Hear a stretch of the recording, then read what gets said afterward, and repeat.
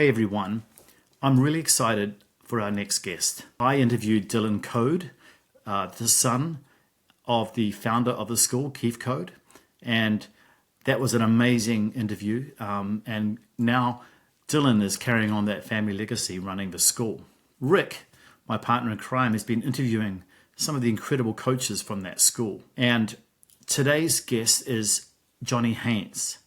And Johnny is the deputy head of worldwide rider coaching. So the coaches work for him. He's been with the school almost from the beginning. He's ridden in over 100 countries and about 250,000 miles of track time. He's been through the 250 two-stroke era to four-stroke era to modern GP and World Superbike era. He's seen some of the best riders in his schools, both at the amateur and professional level, and he's learned a thing or two along the way. So if you have that learner's mindset and you want to keep learning, then I encourage you to tune into this interview with Rick and Johnny. Thanks again for supporting the channel.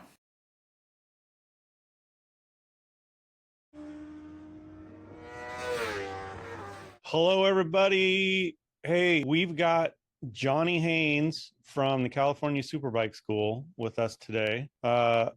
We know a lot of people enjoyed James Toohey and our conversation, so we talked Johnny into joining us for a session here, and man, I think it's going to be amazing. So we want to talk to Johnny about his background, which is unbelievable, his coaching experience, which is unbelievable, and then maybe we'll get some nuggets out of him also. I know we got some good nuggets out of James. So welcome, Johnny Haynes. I'm really glad. It's good to see you too, man. Yeah, you too, Rick. Thanks. Yeah, thanks for finding the time to do this. I know you're busy.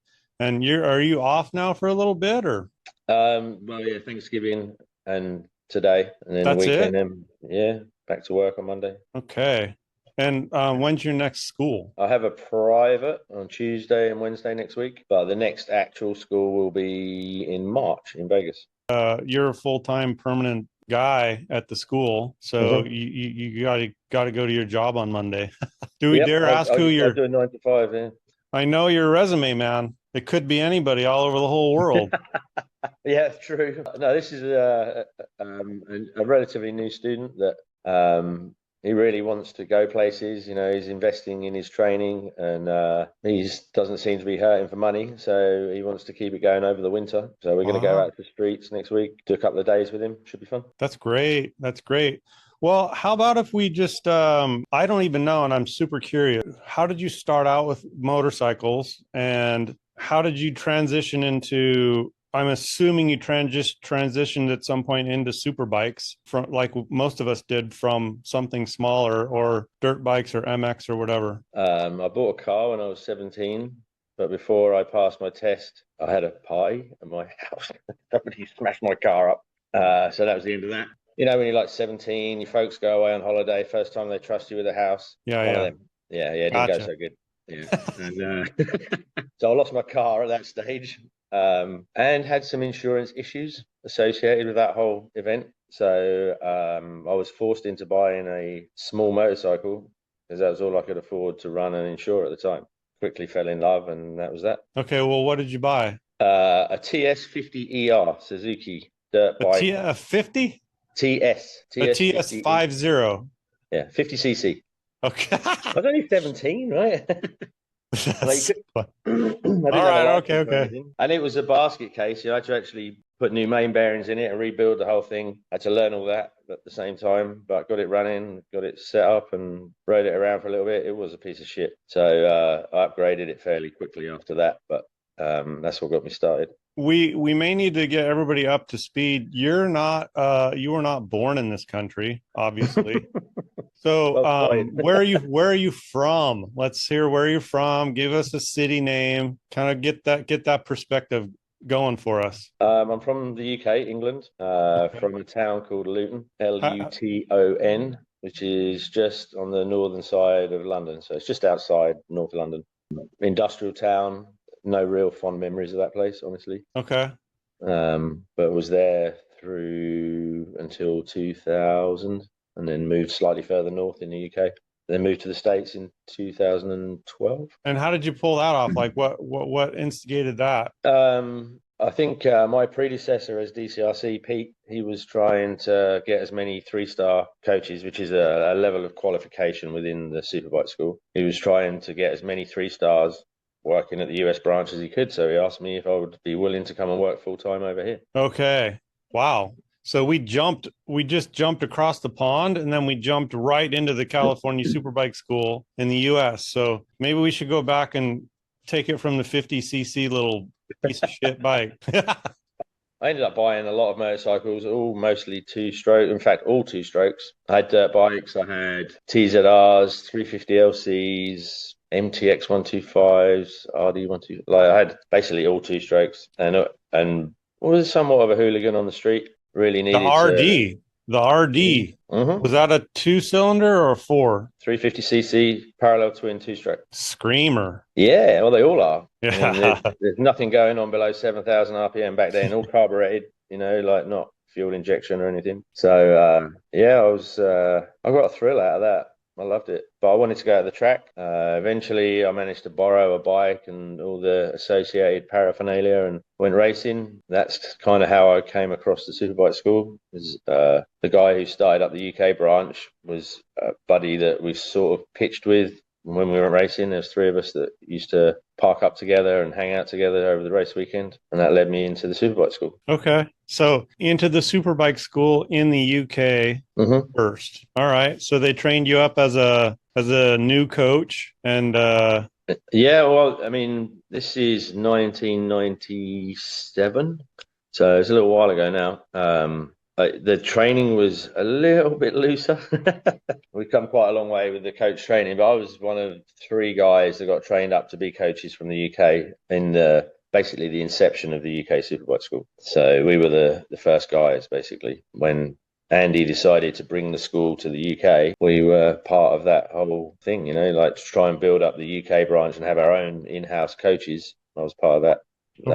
Push that initiative. Wow, I have so many questions now. So that was that under some sort of a licensing agreement with Keith Code here? Okay. Yeah, the first few schools we had to import most of the Yanks. Right, Keith came over, did the classrooms. A bunch of the coaches that were current in the US at the time came out, and then there's a couple of us that would supplement that as UK coaches and get our training going and stuff. Okay. And approximately what year did you start coaching? 98. So that forces us to consider this, is that we, as you know, have billed Mr. Toohey as the guy with the most track time in the U.S. So if we take off the U.S. part, you've got to be heavily in contention for the guy with the most track time. Maybe we just say between the U.K. and the U.S., but I don't know. I don't know if we could say Europe or whatever. That's why we restricted it to the U.S. with James, because I don't know squat about who's doing what over there in Europe. What do you think about that? Like, you've got to have thousands of hours, thousands of miles on racetracks. Yeah, about 250,000, I think, as a rough estimate now. 100 different racetracks. Okay.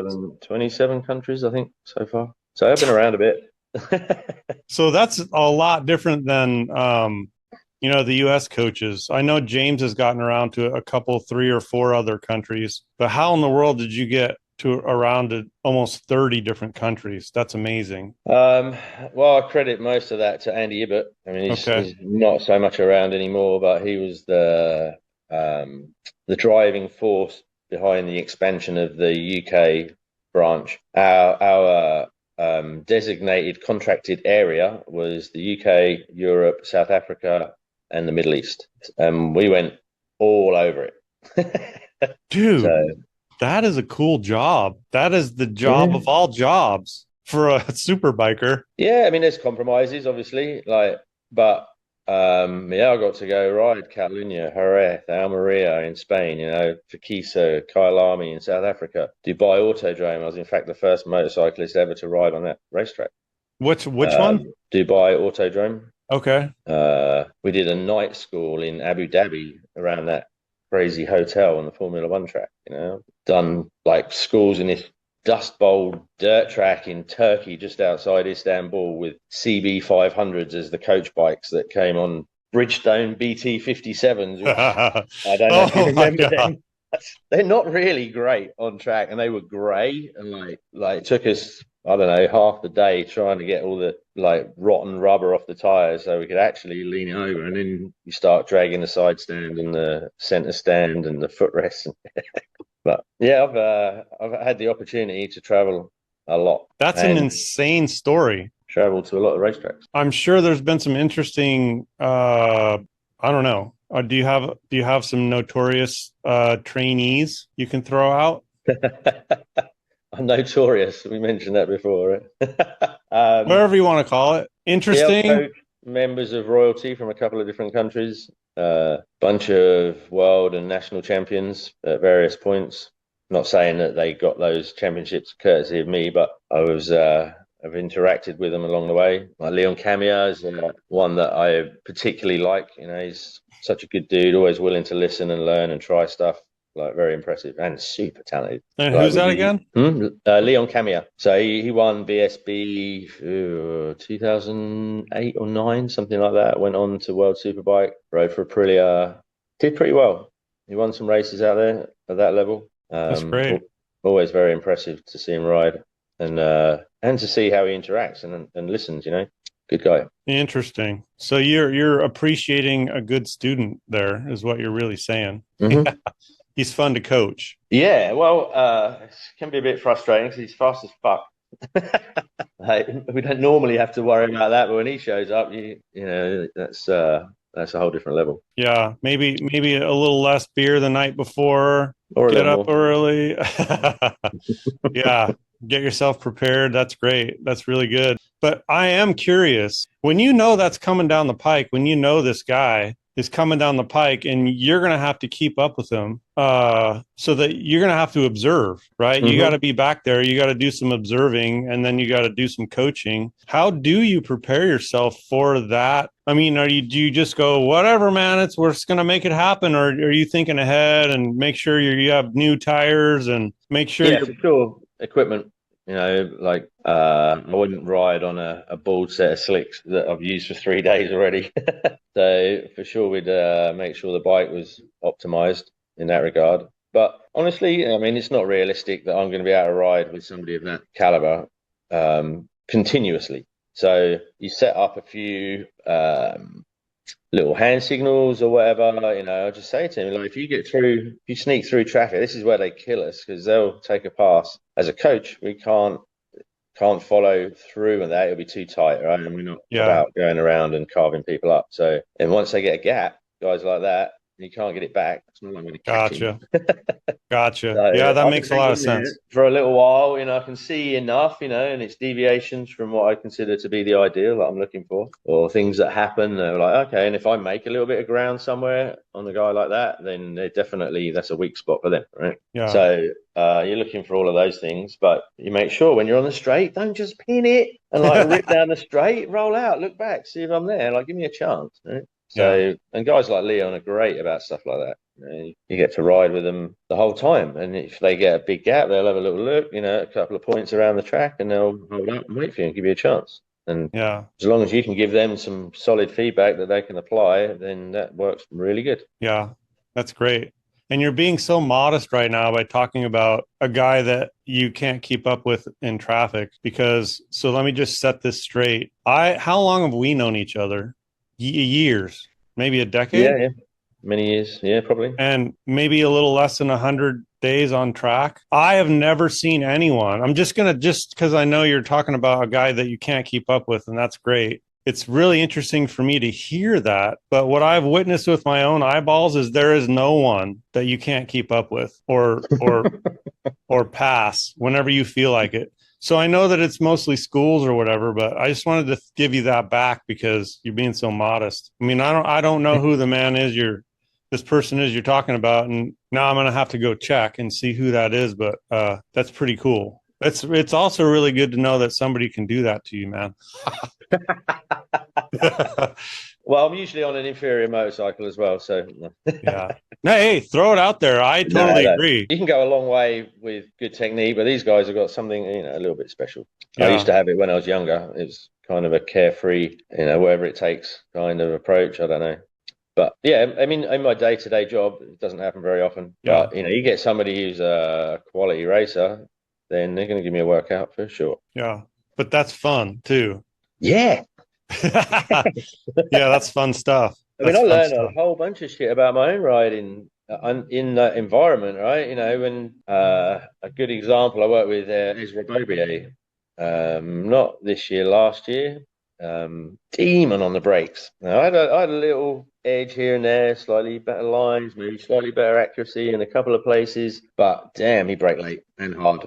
And that was tough for me. Like I'm used to being pretty chill in that area, so I had to really step up, and it helped me push through a barrier there and like go later and deeper, which is something I wasn't particularly fond of. I don't like it dancing around on the brakes, but yeah, riding with him, I had to.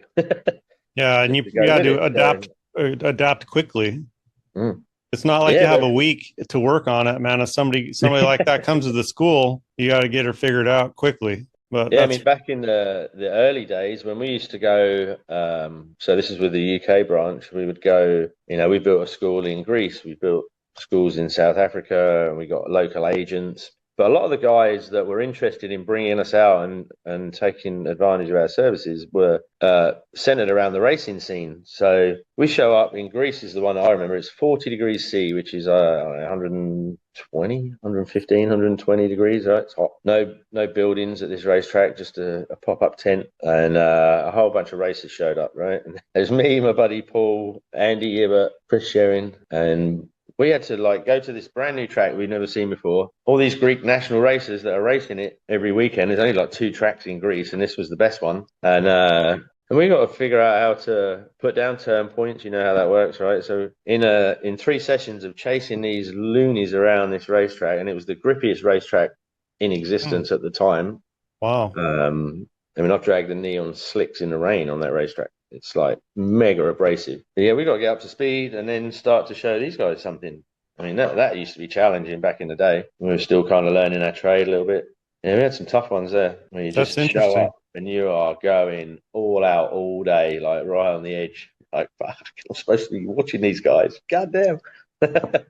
Hey man, that just sounds good. Is what it does. It sounds like it's good, and you guys, you're still alive. You're here to you're alive to talk about it, man. That's pretty cool. I'm still loving it, Rick. Honestly, a little bit less mobile and a little bit older and a little bit wiser, a little bit more careful in some ways, but yeah, that's good. That's really, really good. I did have in the back of my mind to talk to you about placing those turn points. I call them steering points. I don't know if we want to hit that now because that's going to segue into other stuff I know. But help me remember to ask you about that because it's part of a bigger question. I want to ask you about what you think is important.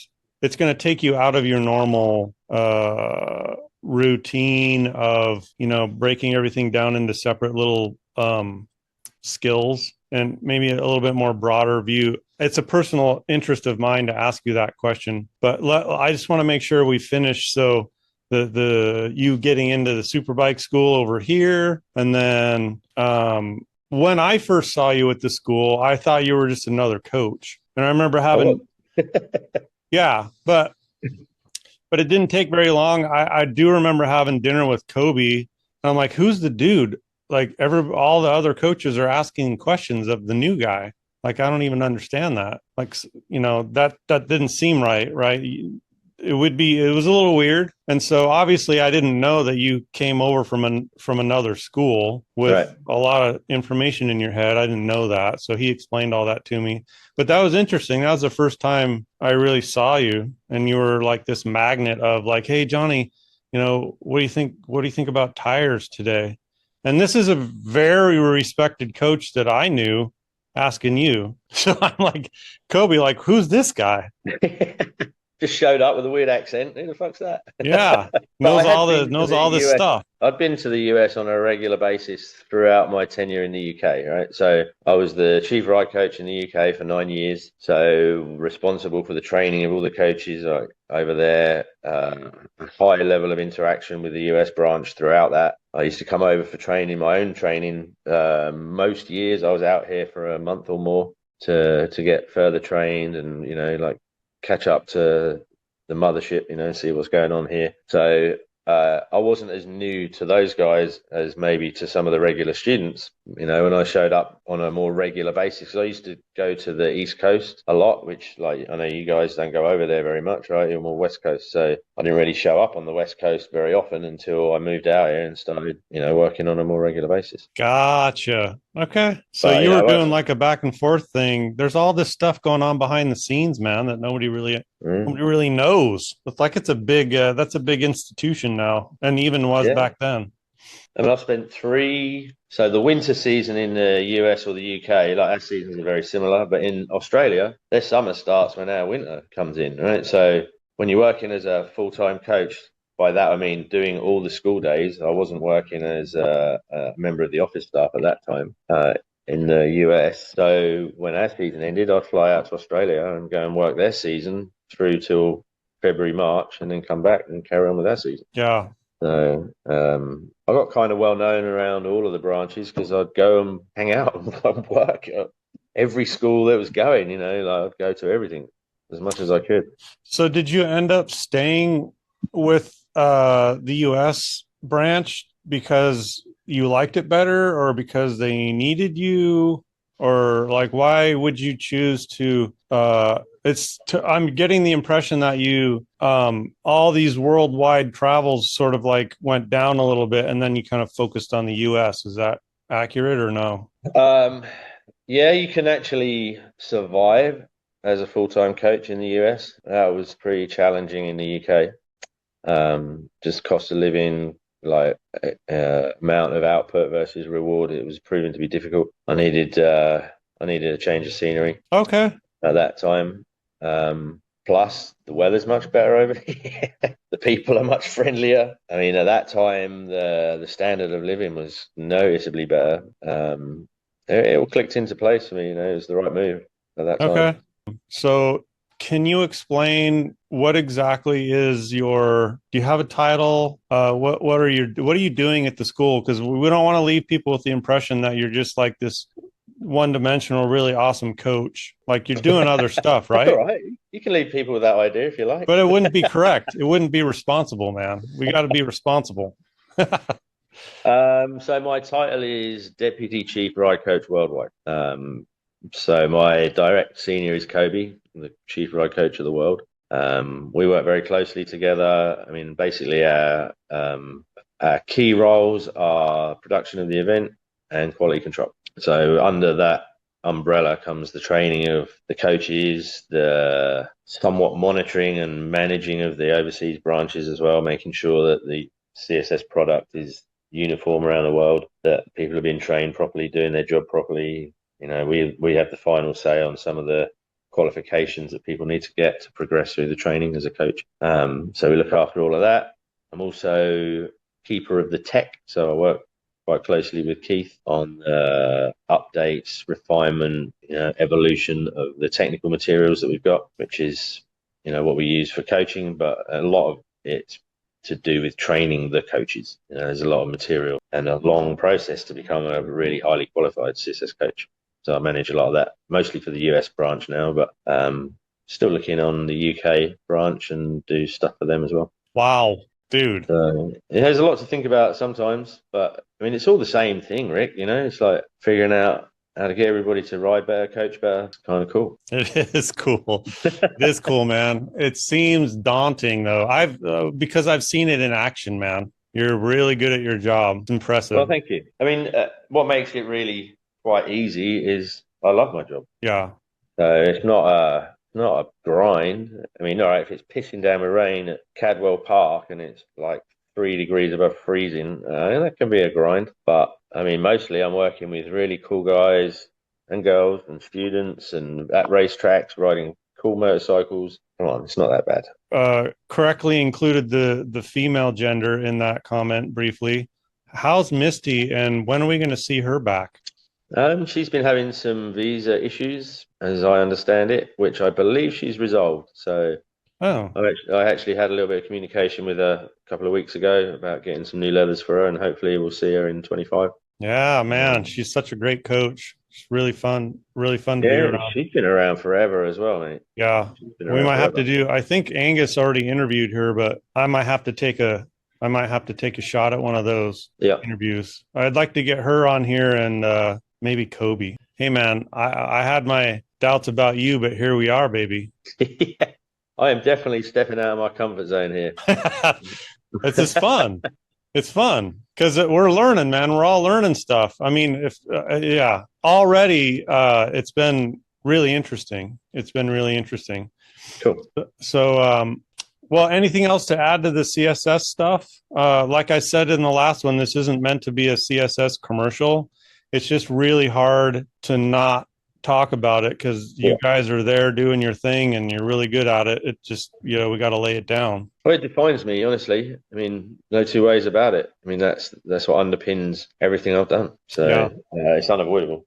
Hey, one thing I did want to ask you about, that's just curious. How would you describe your writing style? Because I have an image in my own less educated brain, but I was just really curious to know how you would describe it yourself. I mean, define a style, but what exactly are you asking here? Well, I mean, like do we need to go to GP just so everybody knows what we're talking about? Like I could describe Valentino Rossi versus Lorenzo versus Marquez versus Bagnaia. Okay. I mean, I could describe how they look different to me on the race, not just simple things, but I mean, they have different ways of writing. Do you know what I mean? Yes. And so I see that in you when I follow you around the track. I see something different, and I don't want to say what it is because I want to hear how you would describe yourself, because you see yourself on video all the time, right? I'm sure. I like a low line. Okay. Yeah. Okay. I mean, I grew up. Check. Yeah. Racing two strokes, right? And I mean, you just got a bonsai in. And now I did all my racing prior to being involved with the Superbike school. So in hindsight, I realized I could accuse myself of charging turns. It's something that, it's a term we use at the school where you just get in there a little bit hot, like just about hang on to it, but generally causes you to be a bit later on the gas. And I do remember, I mean, I raced two strokes against a lot of four strokes in a Formula 400 class. My bike wasn't as fast, so I was getting passed on the straights a lot and had to do it all on the way in. So that kind of developed my style, if you like. Great answer, dude. Love that. I mean, as I mentioned in the last video with James, is I put you and James in like the low liner category, and you just checked that box off, dude. And now you're explaining why. Yeah, well, I mean, it brought throttle problems for me. Once I got involved with the school, I understood when was the right time to get on the gas and how to, but kind of lost some of my entry bravado, if you like. But then over the years, I was able to sort of refine that and fit that into what we do. And as an organization, we're pushing a little more in the, like the trail braking, the longer, lighter braking, the slow steer, late apex kind of idea, which I've always really enjoyed. I like to get down to the apex, and often I'll be, down on the inside a little more than most other riders, trying not to have that compromise the gas on the way out, if you can get in and out at a good speed. So, that's kind of how I like to ride. Trying to take the shortest possible route without compromise. Something that you just remind me that something that has stuck in my head for years is just, I learned so much from you guys during casual conversation. And one conversation we were having, I don't remember what it was. It was obviously about whatever track we were at. But one of the things you said is, "Hey, man, I'm just trying to get in and out of there." Right. just super simple. It was just like, simple things when you can put it in a little nutshell like that, like, oh my God, that's an interesting way of looking at it. I don't know if that if it even means anything to anybody else. I'm just throwing it out there because it meant something to me. Yeah, because when you're a learning rider, you can focus too much on all the little things. James and I talked a little bit about that with the golf swing and all that stuff, but it is important to keep a 10,000 foot view on things. It's like, hey, we're just trying to get in and out of there. We're not doping around, looking around. We're not focusing on, we're not staring at the apex. We're not looking at the scenery. We're just trying to get in and out. Fucking beautiful. Yep. And that wasn't even during I think it was over a burger maybe or whatever. But I mean, it's a very major simplification, but I think you can get caught up in the minutia a little bit too much. It's good to understand how to control a motorcycle and get that down, but then the rest of it's all about line and speed and like balancing all that together. So,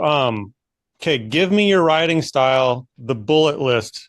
Bing, bing, bing, bing. You just gave a really good description of it. Now, can you like put it into 4 bullets? I don't move around any more than I need to. I had that in my. You didn't say that before, but that was what I see. Yeah, I like to focus my attention on traction and throttle, really, and line. Yeah.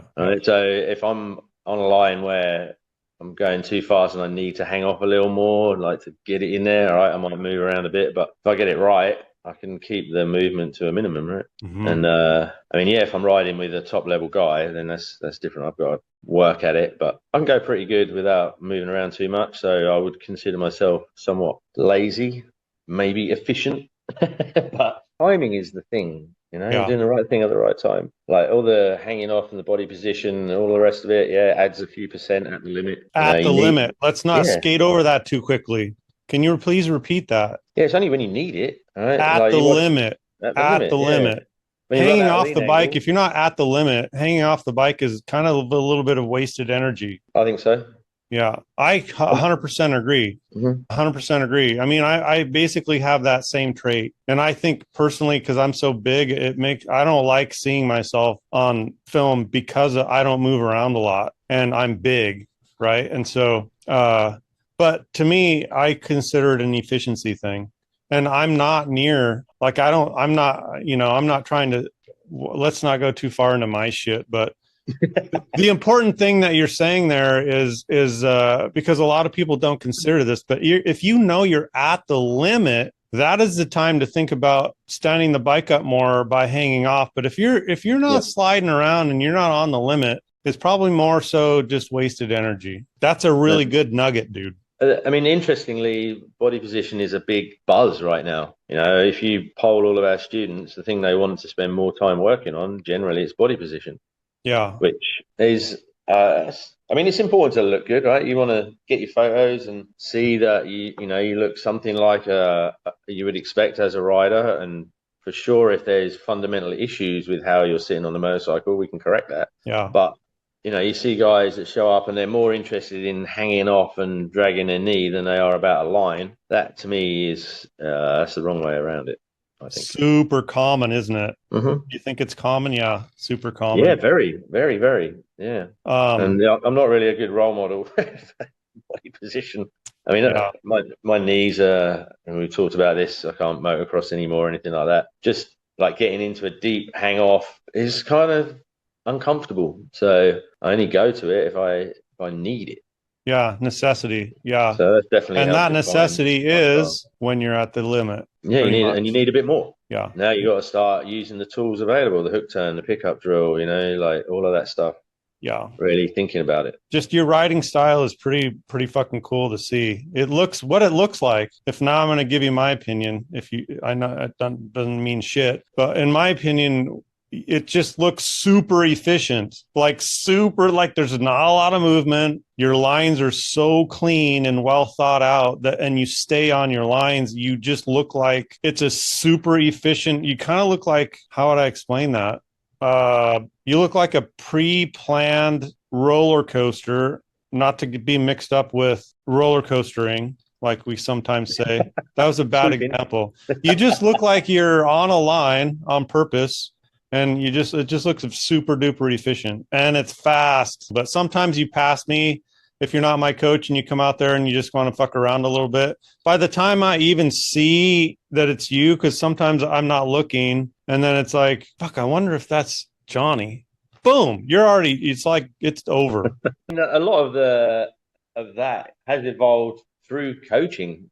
Like if I'm leading somebody and I'm trying to maybe just get them a little bit faster than they have done before, then I don't want to make any sudden moves when I'm in front, right? I want it to look like something you can follow, like, and feel good about it. And if I suddenly just like disappear over there, so everything is like a little earlier and planned and flowing. And I think one of the things that maybe I pay attention to more than most is like thinking about the next corner earlier. Yeah. So establishing track position immediately when you finish one turn, you know, you're planning the line to give you optimum into the next, right? Rather than just arriving there like, oh, I need to be over there. You know, I'm thinking the whole time to make it fluid. Yeah. It's pretty fucking obvious. It's obvious, man. And you kind of tuck your chin a little bit. I don't know. I mean, you kind of tuck your chin. You're not one of these guys. You tuck your chin in. So do you feel like you're looking up like that? You just look compact and fucking smooth and efficient. You do. Great. Well, I like it. Yeah, that's pretty cool. But you're kind of pumping the gas a little bit like a dirt bike. You do that, right? Yeah, that's so that when he watches the video, he knows that he should be getting on it harder. Well, the way I perceived it was that you're not there yet, but you're ready to be there. Mm-hmm. Right. So you're just taking every single little bit you can take until it's time. Just roll it. Right. And so you're just kind of pumping it a little bit. And I don't want to explain this wrong. You can help. You know what I'm talking about, right? Yeah. I mean, if I do that, that's because I'm kind of demonstrating how much you're giving up on the gas. So like if I can go like that, it means we could have gone. Okay, but this wasn't a demonstration video. This was your own personal video. So I don't think you were doing it to show anybody. I think you were doing it because I don't want to put words in your mouth. No, it would have been to play with John, to watch it with John. Okay. And, you know, if you can hear that from my bite, it's like, well, dude, you know, we could have been rolling that on right there. It wasn't that big. You know, it's very subtle, but it's there. It's like,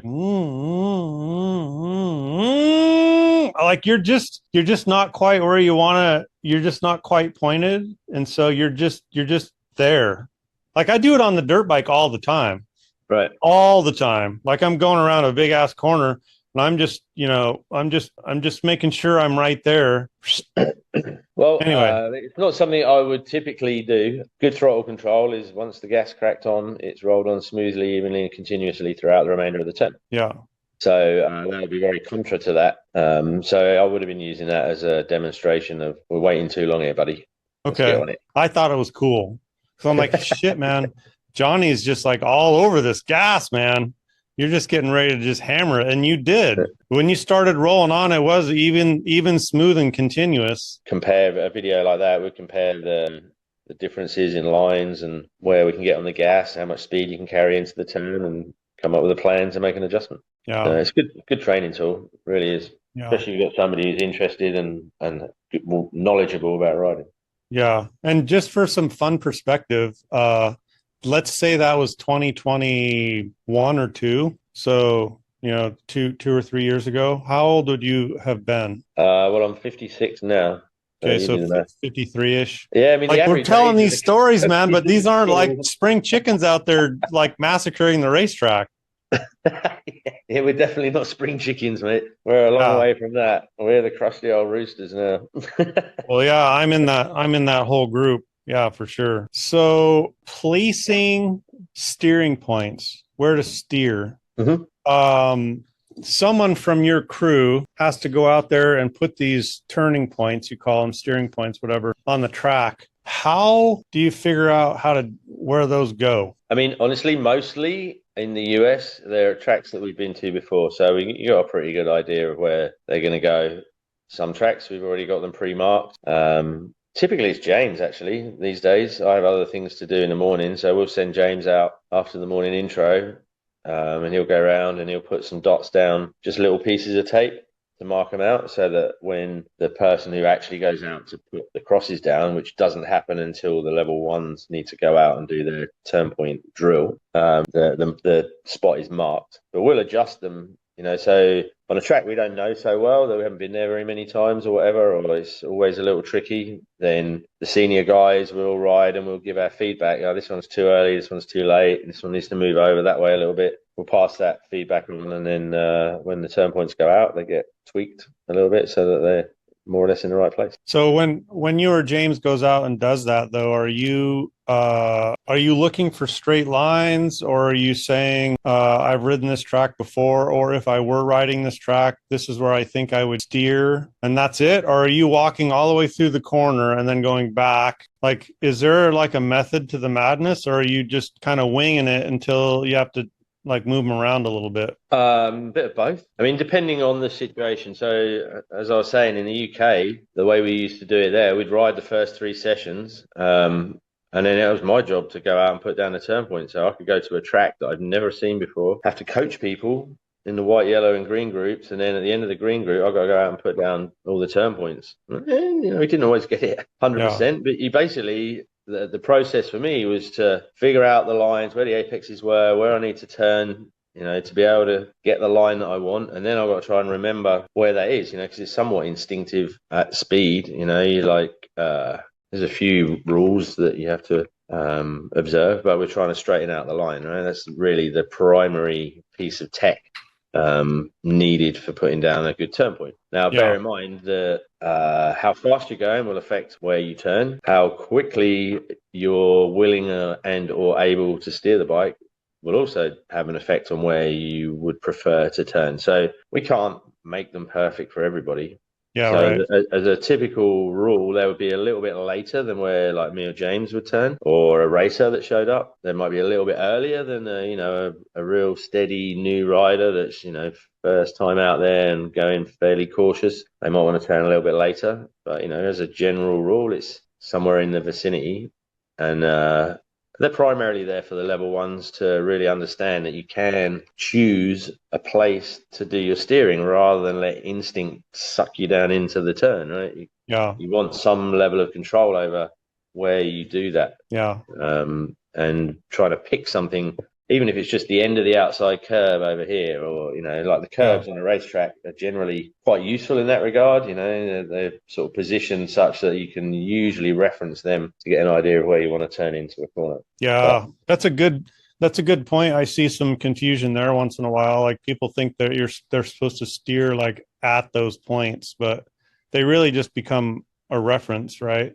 Or you could use them as a reference. I mean, the more experienced level 4s, we're always trying to get them away from looking at and using them, because they're not real, right? In the real world, nowhere else you go, you're going to have somebody put a big yellow cross and say, steer the bike there. Yeah. You got to figure that shit out for yourself, right?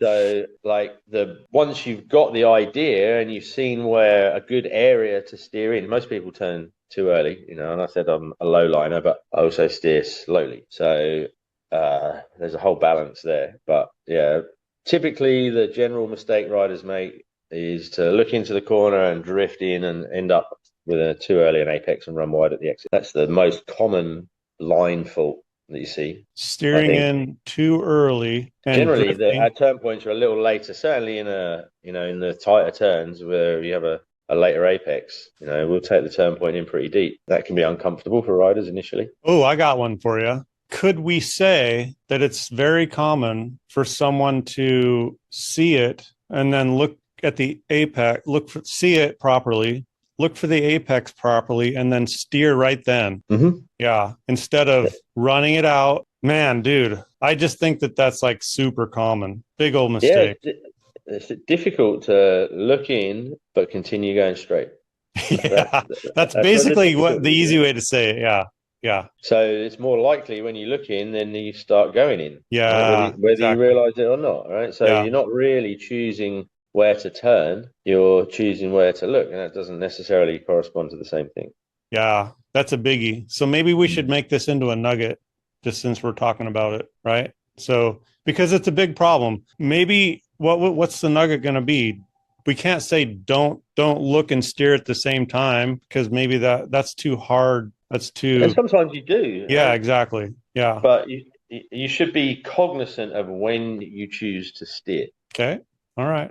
There's a nugget for you, because I mean, if you just like, you go where you look, so to put that in a more positive sense, look where you want to go. But sometimes you'll be looking into the corner, and the information that you're gathering would say, "Don't turn in yet." Yeah. Right, and you got to be able to maintain, and delay the turn in just that, half a second, whatever it might be, which will change, the line to the apex, where the apex is, the exit of the turn, and you can, again, going back to trying to straighten it out as much as you can. So just to be super clear for everybody, we're spotting where you're going to steer. And as soon as you spot that, you're done with that vision. Now we're going to focus on where we need to go, which is the apex, but we're not going to steer yet, right?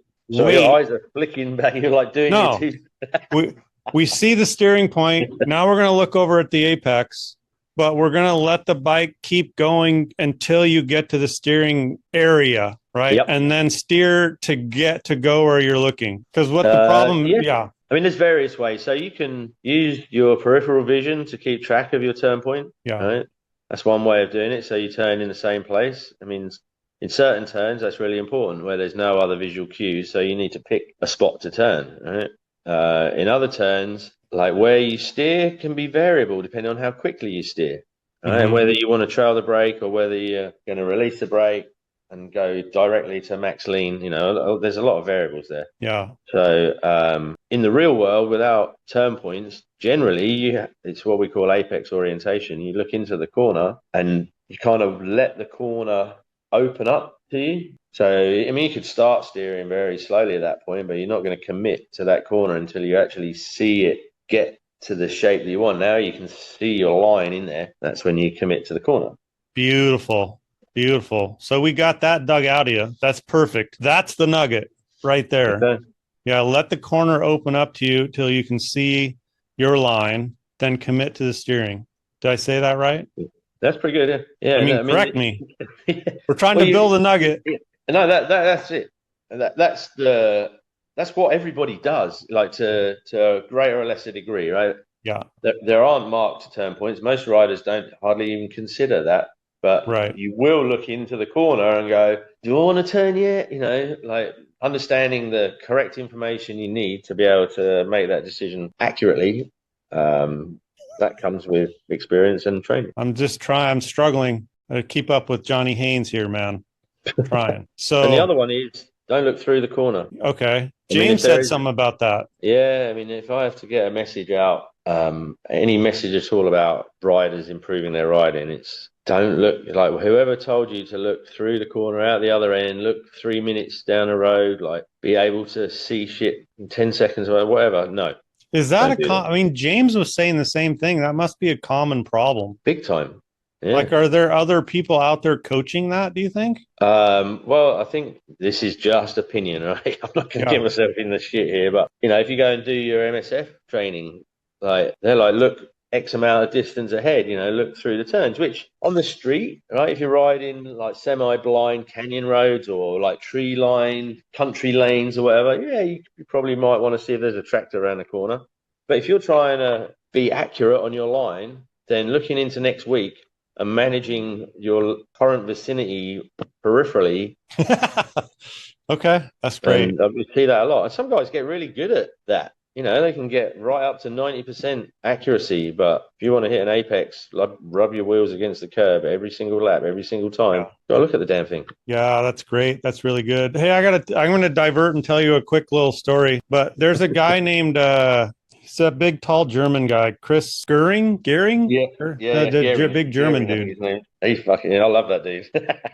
So he at some point, I don't know if you know this, but I actually try to sneak a ride around the tracks that I go to kind of do my own like line seeking, let's say. And so he asked me one day what I had for Thunder Hill. And I said, "Oh, I just made myself a video." And I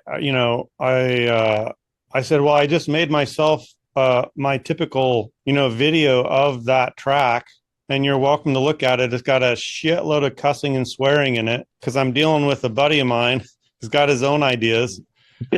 But if you're willing to just put up with all of that, you're welcome to it. And he said, yeah, send it to me. And so this year, he sent me a picture of you and him at the track. Maybe if I can find that, Angus can post it up here. But anyway, he thanked me profusely for that video. Nice. Because nobody taught me how to walk around. I mean, I do it on my scooter, right? Mm-hmm. So my big nugget to everybody would be to find a way to figure out what the line should be on every racetrack that you ride. And so I gave him my video and I said, hey man, do whatever you want to do with it.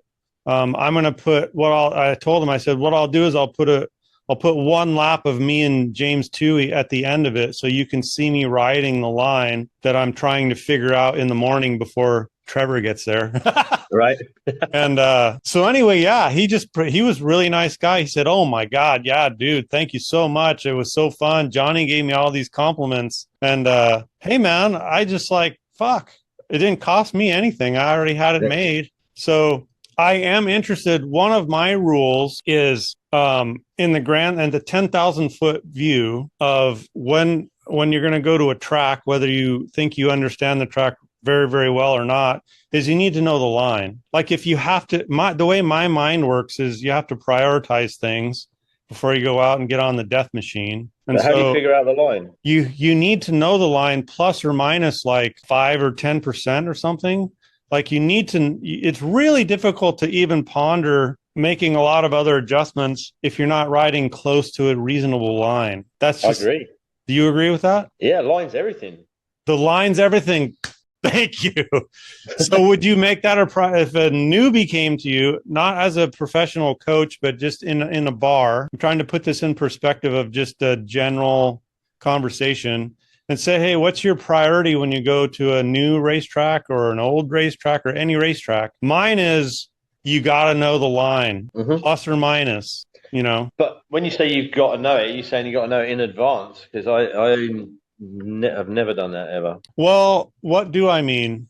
I mean, not necessarily in advance, but get someone to show you the line or somehow learn plus or minus, you know, whatever you want to call it, 2 or 3 feet, either way. Have somebody draw you the line on a big map or go ride it with them or go ride it on your scooter, you know, somehow get a reasonable line underneath your tires before you start making adjustments. I agree, but I mean, like when we're coaching, certainly experienced regular guys, then it is refinements on the line, and you use those techniques to make those adjustments. But how do you decide on the line without riding the track? Right? Yeah, no, I totally agree. You have to be on the track eventually. Yeah.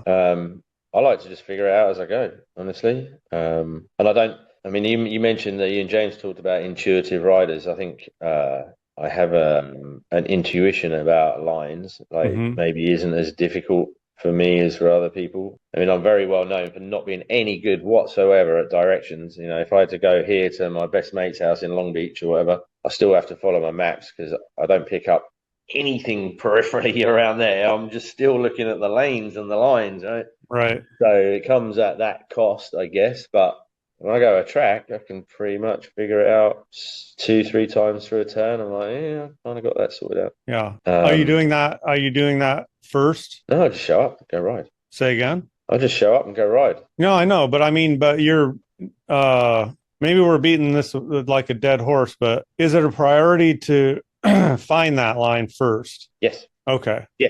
So however you do it, I don't do any preamble. I don't look up maps or watch videos or do any of that stuff. Yeah. I like to just go ride it. Right? Well, but yeah. The priority when you get there is to go and understand each corner. All right. Some are simple. It's pretty obvious. You can see everything you need to see. Some we've got to start figuring out. Right.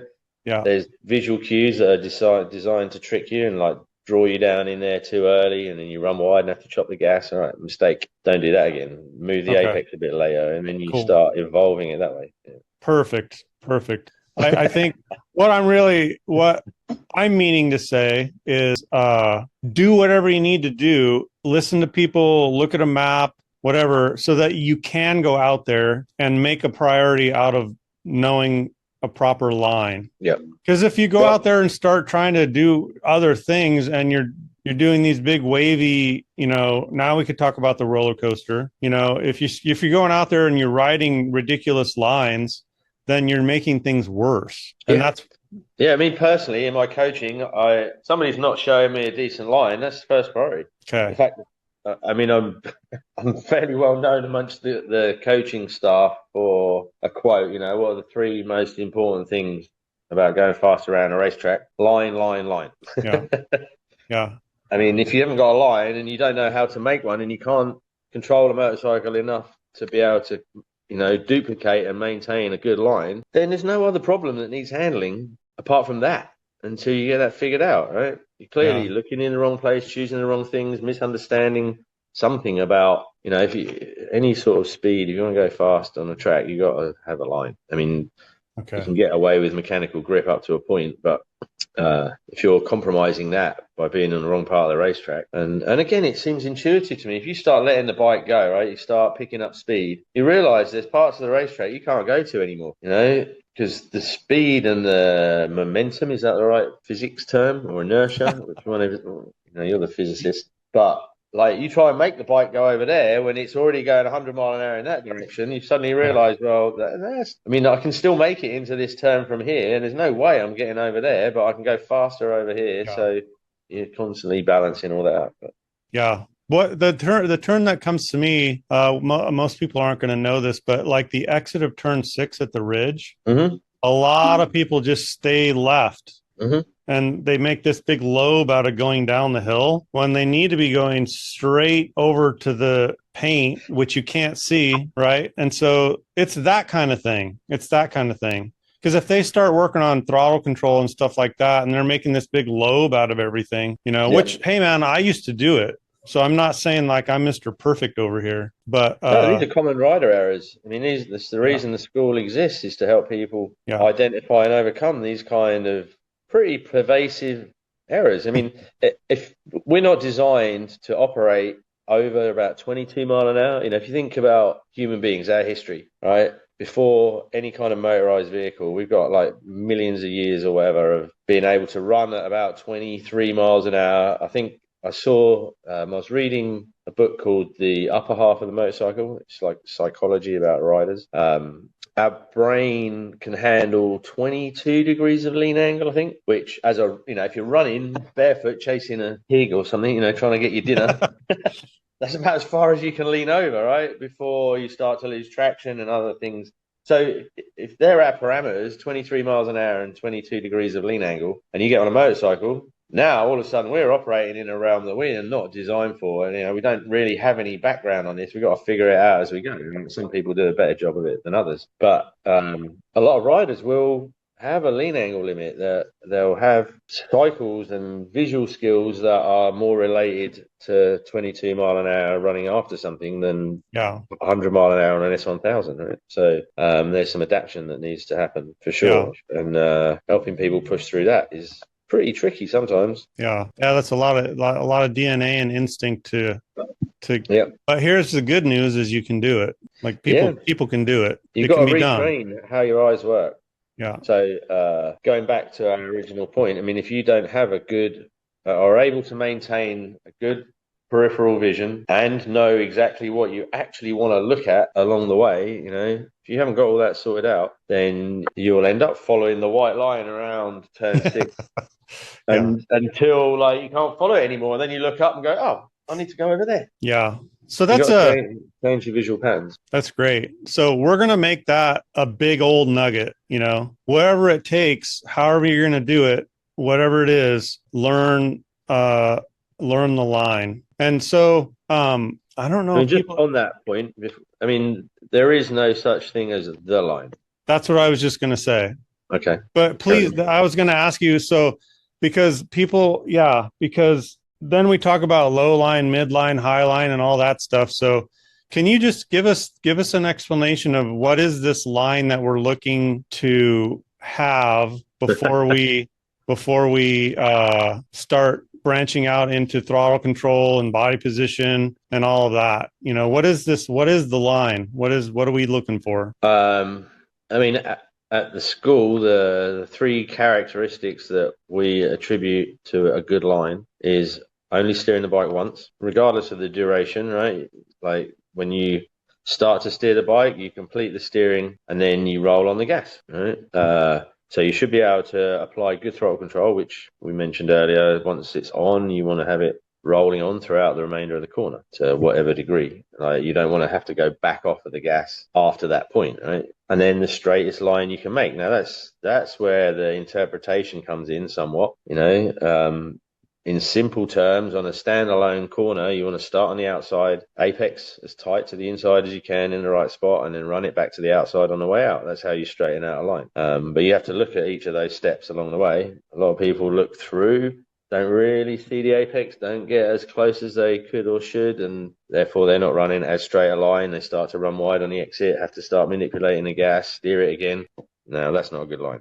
So if you're making those errors, you've got to keep adjusting what you're doing until you stop steering it 3 times. You don't have to roll out the gas on the exit. You do get nice and close to the apex on the inside. You can get the gas on earlier and still roll it on all the way through the turn. You're adapting your line to be able to fulfill those criteria. Man, well said, sir. So there's a priority. There's a little bucket of things that you would like to take with you. A little bucket of tools that you should have to use in every corner, and then use the tool once and throw it away. That would be like the best. Yeah, I'm going to steer the bike once, and now I have no more. Now I have no more handlebars. Right? Or we're all going to make micro adjustments. That's all going to be given, everybody. That's all given. There's nuance included in everything. Yeah, but the goal is to be as light on the bars as possible, mostly so that if you do need to make an adjustment, you're not already bound up on the handlebars. You can tweak it and you can finesse, right? Yeah, and you can feel what's going on as well. Okay, so the line that we're looking for, we're kind of beating this up, man, but it's good. You're the man. So and we did mention this in James's video, but why not go over it all again here? So one steering input, one braking input if possible, if brakes are even needed, handlebar brakes. Sometimes that's not an absolute, right? We don't need the handlebar brake in every corner. No, most corners. Yeah. So if it is needed, one time on, trailed off if you're a trail breaker, and one time on the gas. That's the ideal. If you can do those things, it kind of builds you, automatically sort of formulates you, 80, give me a number. I don't want to be doing all the talking here, man. What kind of, are we 80 to 90% there if we can do all those things in a corner? I don't know. There's a few more variables outside of that ability. I mean, how far are you willing to lean it over? How soon do your survival reactions kick in relation to speed or braking force or acceleration force? Do you overreact when the thing starts to spin or slide? So there's a whole bunch of other stuff, but that's a great foundation for sure. If you can create a good line, that's what you would hang the future improvements on, Yeah. If you can't maintain that line as you start going faster, they're the areas you need to look at so that you can. All right. So, it really helps progress the rider, because as soon as they deviate from what's now foundationally a good line, and what was the problem? Did you brake too late? Did you gas too early? You start making those errors again at a higher speed, then you start figuring it out again. So we'll just call that the baseline. Yeah. And then we'll add. Honestly, the speed of a rider is somewhat personal, right? It's like whether it's you, me, first time rider, Valentino Rossi, like Jorge Martin, we all run up to the limit. Like there's a point at which we get scared, right? Like it's like, that's it. I'm not going to go any faster than that because I think I'll probably crash. And like that occurs at very different speeds for different people. Yeah. So we're all riding in the same with the same concerns and fears and effects, just at different levels. So how fast a rider's willing to go, I mean, a lot of that comes down to how bad you want it. All righty then. That's great. Okay. I always wanted it real bad. Yeah. Man, dude, you can rail on it. There's absolutely no question about it. Let's dip our toe into what might be the second most important thing. That's a bit of a curveball there, mate. Okay. Timing. Okay. Wow. Interesting. Okay. Doing the right thing at the right time. And give me like the quick rundown of what are those things? Not all of them, but just say a few. What are you talking about? Throttle mostly. Throttle timing. Okay. When and how much? I mean, it's some of that art form's been taken away with traction control. You know, people can smash on it and get away with it. Not in my day, mate. We talked about that a little bit the other day on the phone. Right. At the streets. Me trying to keep up with somebody that's got traction control. Mm-hmm. And interesting stuff. I mean, I honestly believe that you can do a better job than a computer. Well, I believe I can, put it that way. Now, it's somewhat fraught with danger, especially if you get closer and closer to the limit. I mean, I'm no stranger to crashing, mate. That's another downside that comes with, getting closer to the limit, right? Sooner or later, you actually step over it. Well, we're similar in that way because with a slight variation in that is I want to think that I can do better than the computer, or I want to think that I can, I don't want the computer. I want to be able to encroach on the line, the optimal corner without the computer. That's me. Right. Mm-hmm. And so I don't run it, and, it costs me places sometimes. Well, without the intervention of a computer, you have a much more direct connection to the motorcycle. Yeah. For better or worse, right? I mean, it'll do what you want it to do. It's not got a computer going, you want how much gas? No, I don't think I'm going to give you that much. I'm going to give you 20% less. I'm like, fuck you. Yeah. I want that because I want it to spin, for example, right? So, the actual interaction with the motorcycle, depending on the quality of the electronics, can be detrimental, I think. Like, if you put the S1000 in rain mode and try and ride it around, like you end up rolling the throttle on all the way and it's still not really responding, right? That doesn't really help as a rider to control the motorcycle, right? It maybe is the best safety net, but you're not really understanding what the bike's trying to do with the control inputs you're giving it. It's like this vague interface, like in the way. Yeah. I mean, I want, as best I can, to be directly connected to that rear wheel. That's interesting. I did not know that we had that in common. Mm-hmm. I did not know that. I mean, I still run the traction control because, I mean, coaching, we're always running on cold slicks, right? So you're constantly trying to assess how fast you can go. When you ride with the faster riders, sometimes you have to. It's a bit sketchy out there. Yeah, right. Yeah. Well, so we should a little safety net for that. Really, that's all.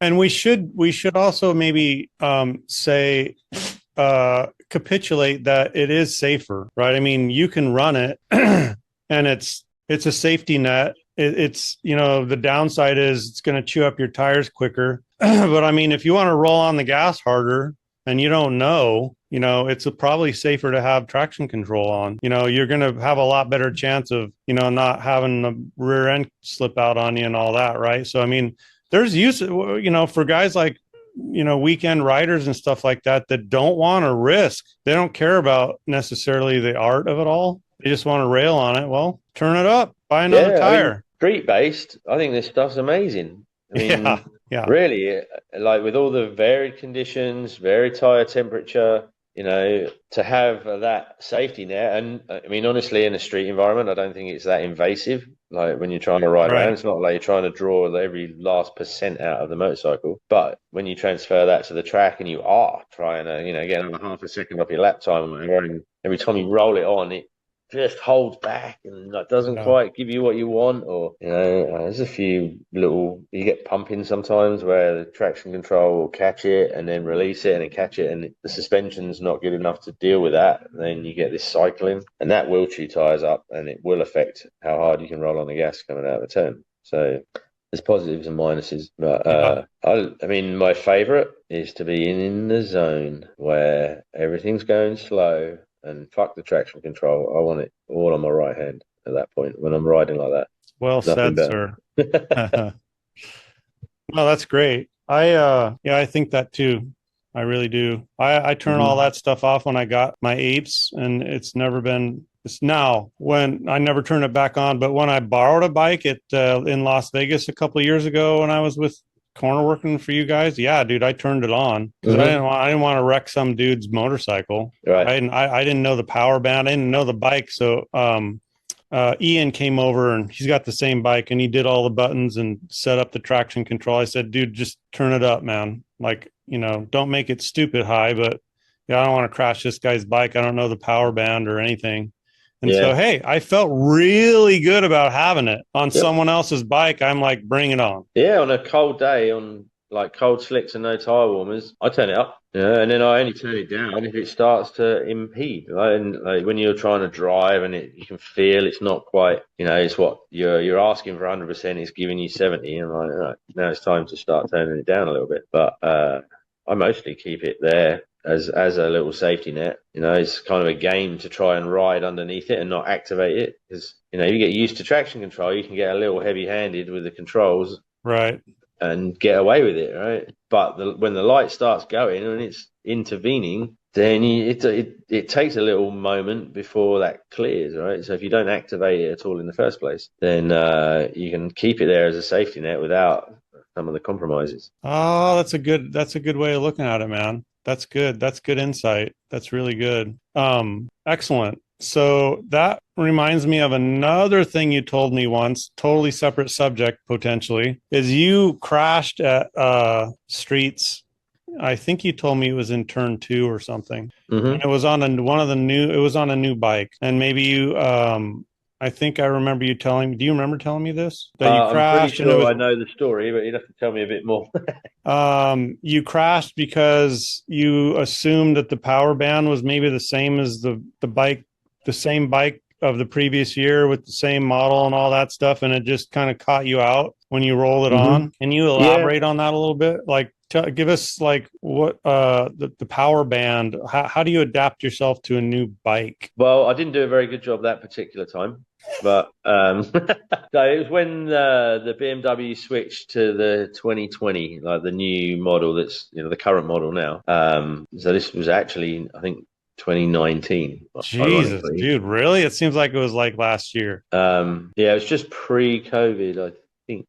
So the bike was a little bit different. Engine characteristics were different. It had the variable valve timing, or maybe that came later. I can't remember. But because of some of the emissions stuff that BMW had to do to get it into the United States, they had a little bit of a sort of dip in the power around 6-7, which meant it came on a little bit like more abrupt. I mean, it's like a two-stroke, which is my thing, right? So I kind of liked it, but I was adjusting the suspension. It wouldn't quite hold a line in the way that I wanted it to, and I'd made a few tweaks, and I was out doing an assessment of that, and I went up to turn 2, and it actually held a really nice tight line. It held it a little tighter than I was expecting, and on the inside, further inside on the track, just after the apex, as you leave the inside, there used to be a bit of a dip there, and it was more pronounced the further toward the inside you were at that particular spot.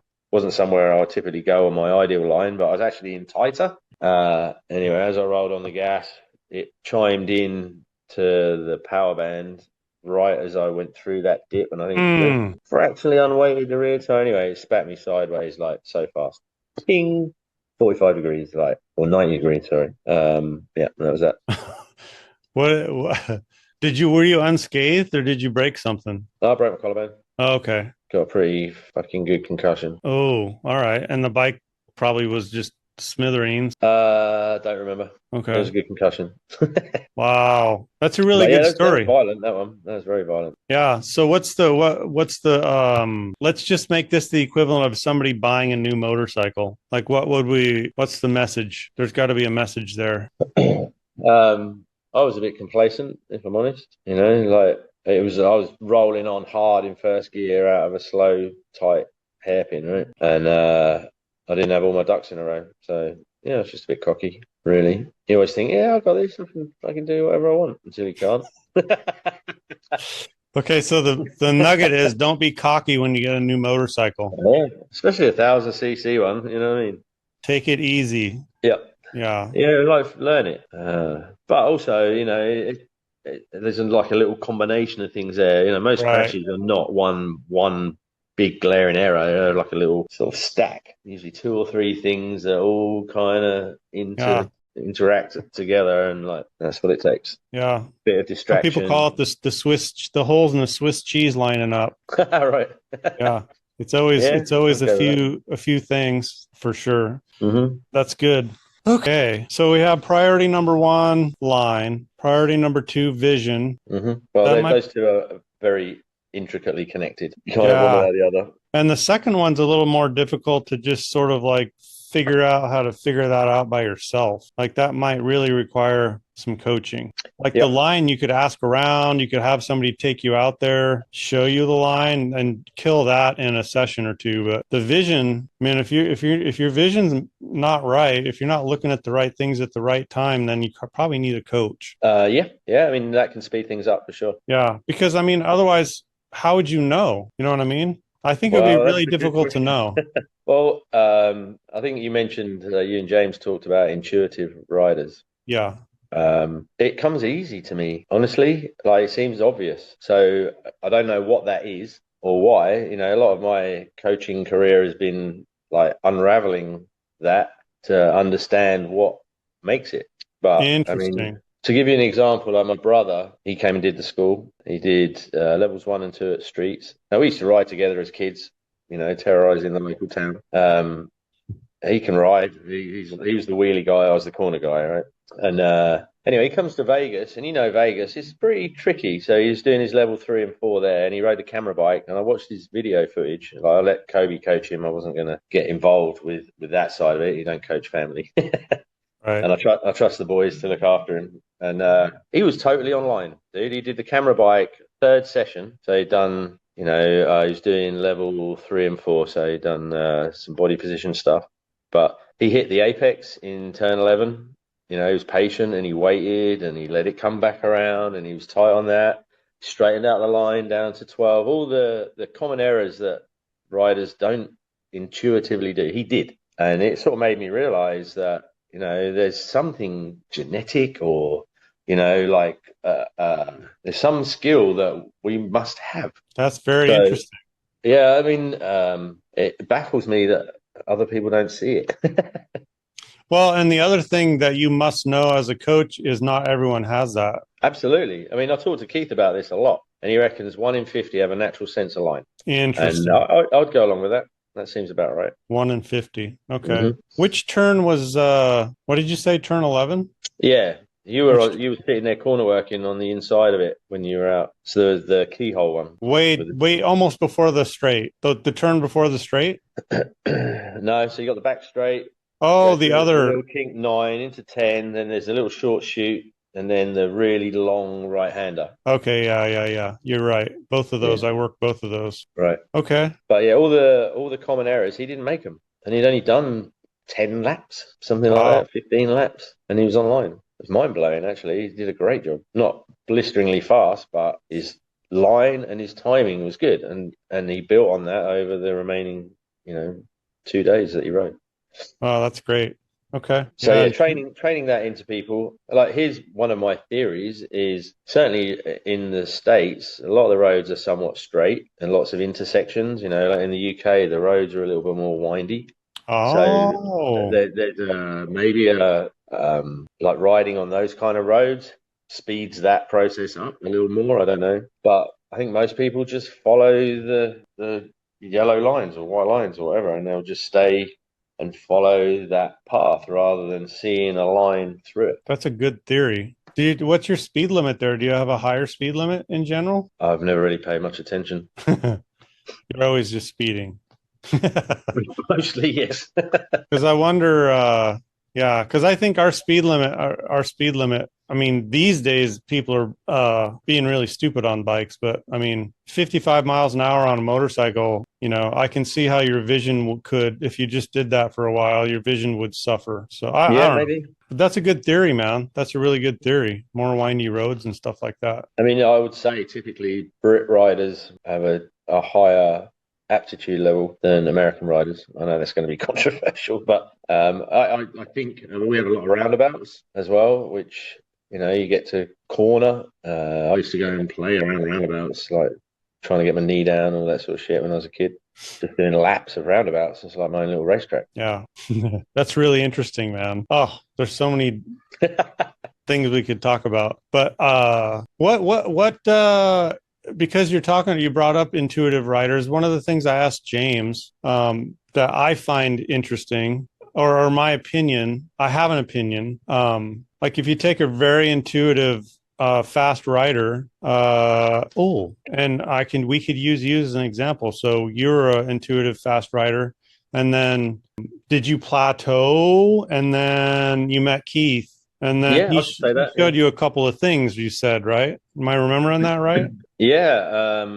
So when I was racing, I mean, all I really had in terms of improvement was to try harder, push harder, crash more, lean it over more. Like they were the only things that I really understood that I could change. And interestingly, I come from a science background. I used to work in agricultural research, so I have a very inquisitive mind. Yet I never connected those two things together. Like riding was just like, it was about how bad you wanted it. Like I was saying before, I just push harder. And then I met Keith, and I'd already sort of finished my racing, just had a kid, and things changed. So it was nice to switch to the coaching at that point anyway. But to suddenly have some technology that I could apply, and rules and parameters and things to think about. Once I started introducing those and paying attention to what I was doing, then I was able to improve for sure. So even though it started as intuitive, as you say, there's a plateau that you can only go up to a certain point. Otherwise everybody would be world champion. But I think it's an important point for just people to know, because there's a certain amount of intuition for everybody, but there's certain people that are just very, very gifted, intuitive people. And to me, it can be a detriment, but I'm really taking that from, like, if I go back to like teaching math and physics, I would meet kids that were just gifted. And so they go into the intuitive category, and I would tell them, you're just a very intuitive person and you're going to kill, these exams. But here's the deal, right?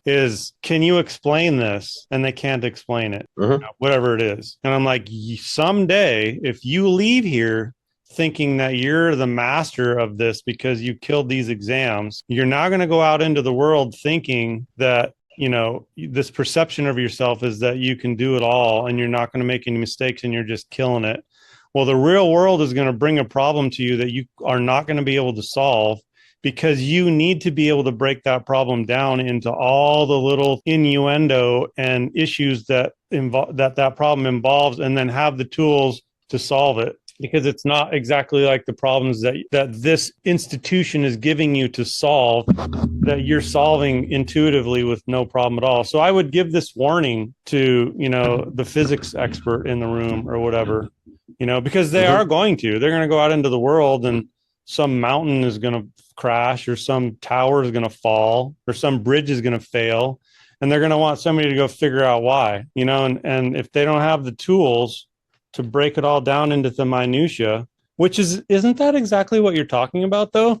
It's like, you need to know what the things are that you can manipulate on the motorcycle. Yeah, you got to know what to change, right? If you want to make an improvement, you got to change something. Yeah. So rider inputs and what all of those are, and how to manipulate them, generally speaking.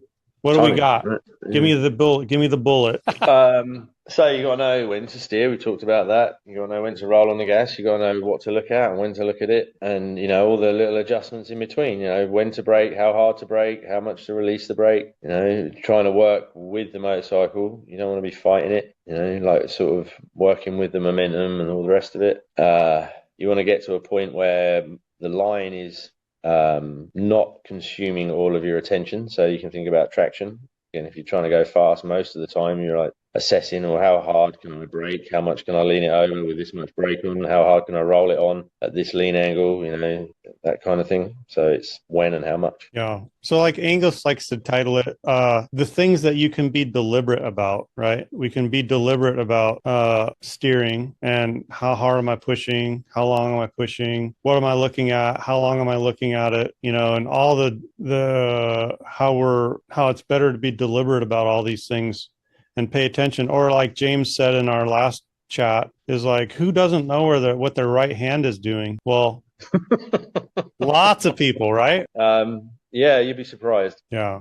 We asked somebody, so at this point, were you on the gas or off the gas? And they don't know.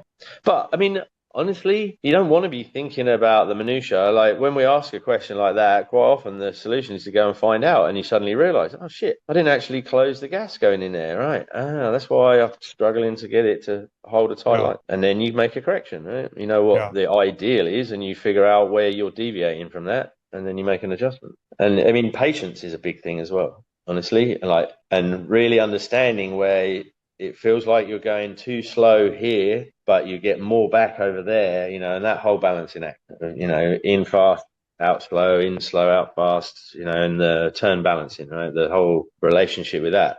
Just waiting a fraction longer before you get on the gas so that you can get on it much harder. And, where's the true, that's really the fascination, is to optimize all of that. So many variables to take into account. That's good stuff. So I guess what our message here is for newish riders or even intermediate riders to know there's a whole lot of things to be deliberate about, and it's likely that you're not being deliberate about one or more of those things. And a coach would be good wherever you are in the world. A coach would be good to help you sort out what you're not being deliberate about, so that you can be deliberate. In other words, if I asked you, man, I could just pick any corner, turn 13 at the ridge. When do you think you're all the way off the brake? At the apex. When do you think you're done steering for that corner? At the apex. Okay. How about when do you think you're fully closed on the gas? 3 cone on the way in, just before I hit the brake.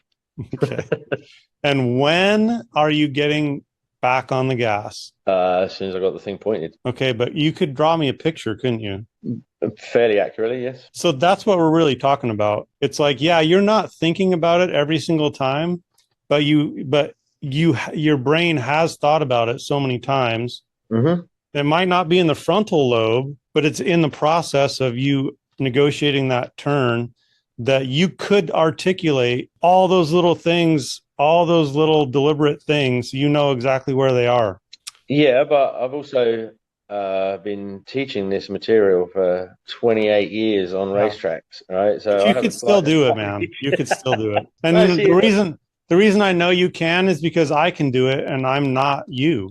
Yeah, but I mean, you've done a lot of school days as well. Like you've learned the process, you've learned the little pieces, and like now it's fairly easy to keep track of them and understand what you're doing, right? And that is a big part of improving. Before you can take a step forward, you got to know exactly what you are doing. Maybe that's what you're getting at here, right? But I forgot where I was going with that. I mean, the process of analyzing other riders has been very beneficial to my own riding, because you got to understand, like, if I ride with a fast guy, we were saying earlier, sometimes, like, how the fuck did he get me 3 bike lengths right there? Now I've got to go and look at, well, what did I do, and where was that gap? Where did that come from, and how do I close it? What do I need to do? Do I need to brake later? Do I need to turn in a bit sooner? Like get on the gas a bit earlier. Will it run wide? Maybe it won't. Like, so you're constantly looking at all of that. Okay, cool.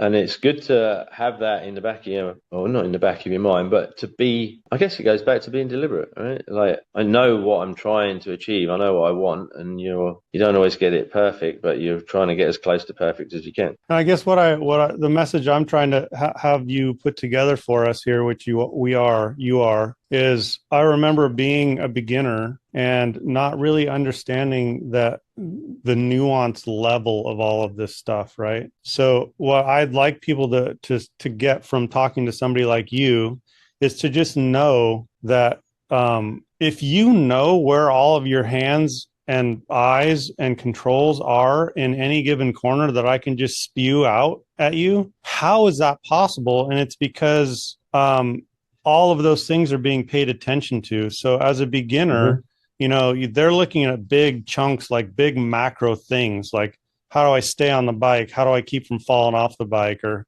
how do I steer it? Or what, make the bike go where I want it to go, and things like that. But it's really good for people to know that there are much things that they can use to their benefit if they learn them, to help them just go much higher, right? There's a whole slew of nuanced things, and maybe not even nuance isn't the right word, but rider inputs that you could be paying attention, that you can specifically manipulate to give you a better day. Go find a coach, find out what all those inputs are, and then practice and have fun manipulating those inputs to see what they do. Yeah, and look for the advantages when you do it right, and I recognize the benefits. I mean, it was something that was kind of challenging for me. I remember sitting on Andy Ibbott's couch when he first came up with the idea of bringing the school to the UK, asked me if I wanted to take a class, and I'm like, nah. I was already winning races, dude. Like, I'm like, I don't need to fucking go to school. Yeah, that was a very bad point of view. Like, it's been life-changing to actually go and find out the things that I should be paying attention to and what the rules are and why. Like when we talk about throttle control and the timing of it and what you should be doing with it, there's data that supports it. And when you execute correctly, you realize what the benefits are, and that's massive. And then that starts the ball rolling, right? And now you start paying attention to all of it, and you become more sensitive to the outcome when you change certain things, and you know what to change. Then it's fun. Fun. It kind of seems like we're beating a dead horse, but man, I could just talk about this forever because it's so important. And what you just said is really interesting, man. Like when you were winning races, you didn't even really want to get coached. Nope. To me, that's just right. Well, probably to you right now too. It seems insane, right? Yeah, I had no idea what was available to me back then. I thought I was the fucking God's gift. You know what I mean? And the complacency side. I went out and won a race at my first race meeting, and I'm like, why is everybody going so slow? I didn't understand. But that was not the best way to start a racing career, because I'd quit smoking and drinking and all that, and I was like getting all fit and everything, and then I'm like, fuck that, I can just go out there and smoke everybody. But nice. The involvement with the school, it definitely reduced the amount of times I crashed, right? Because all I had before was push harder. I actually remember somebody telling me we were racing at Cadwell Park, and it was one of the more seasoned races. I was a pretty new guy, and he said you need to. I borrowed a 4-stroke because my 2-stroke wasn't going to win, and I had a chance at winning the championship. So I rented an FZR 400 RR, which was like the hot shit in that class. And the guy was saying, yeah, you need to turn it a bit later and turn it quicker, right? Which is my stock in trade now in terms of terminology. I know exactly what that means. I remember going, yeah, right. Walking away thinking, what the fuck's he talking about? I had no idea what that even meant, right? And therefore didn't do it. I actually blew that bike up, so I didn't win the race, unfortunately. But in years later, having got involved with the school, now I look back and I was like, how fucking ignorant was I, really, to think that I had all the answers, and then all I had was lean it over more and crash more than everybody else and think I was fast, Yeah. And from the things you were saying earlier, now I can hold my own in most company with way less effort, way less risk, way better control, way better cognizance of what's happening, way better management skills of situations and all of that. And all that came from Keith and the stuff that he developed, for sure. Oh, that's great. Yeah. Well, it's pretty obvious watching you that it's, I don't ever see you been out of shape, man. Ever. It feels like it sometimes. Yeah, but maybe, but no, it's externally visibly. You might be feeling it, but it's not. Of course, I don't ride with you every day, but from what I've seen personally over the years, I don't think I've ever seen you been out of shape, dude. You just look like you're, on a rail. It's fucking badass. Well, that's cool. I'm glad it looks like that. It does. Wow. Well, very cool. We got some good nuggets in there, man. No, I like it. I've not. None of this is rehearsed, right? So, it's just opinion and speculation in the heat of the moment, but I've enjoyed. It's been thought-provoking for sure. Well, I think people like to hear the little stories and the little things like that you just said that makes sense, man. The big thing is for me, the reason I'm doing all this is I want to make sure people understand what is possible for them, that they're, and I also want to try to get the guys that are out there doing what you were doing, the intuitive guys that don't think they have anything to learn. Really important that you said that, because I want those guys to hear this and, give it up, man. We want you out there and we want you safer. And we want you to go faster if you want to go faster, but don't sit there and think that you got it all figured out, man. because you're just going to keep crashing. You know, there's this whole theory about, you know, racers that crash all the time are great because they're just they're riding at the limit. Yeah, they're riding at the limit. They're riding at their limit. Well, they're riding over the limit. Yeah, right. There's nothing to be proud of, man. There's nothing to be proud of if you're crashing all the time. Well, there's like the willingness to crash, right? That's the thing, and there's degrees of that. You know, when I was younger, honestly, I'm all in, right? Like the consequences were insignificant to the goal, which was to be as fast as fuck, right? Yeah. And as you get older, I don't like crashing so much anymore. You know, like it takes longer to get over it, and it's embarrassing, and it's painful, and it's expensive, and it just sucks all around. But it's also you got to be willing for that to happen. You know, like if you're constantly in fear of what might happen, then you probably won't reach your potential. Is that controversial? I mean, that may not be the best message. No, not at all. There, but, no. But you'll see guys that, you know, will push and crash more, even within the coaches. I mean, I crash as much, if not more than most, really. I mean, I do a lot of riding. I've been around a long time, but I've had my fair share of crashes. Yeah. And none of them are cool.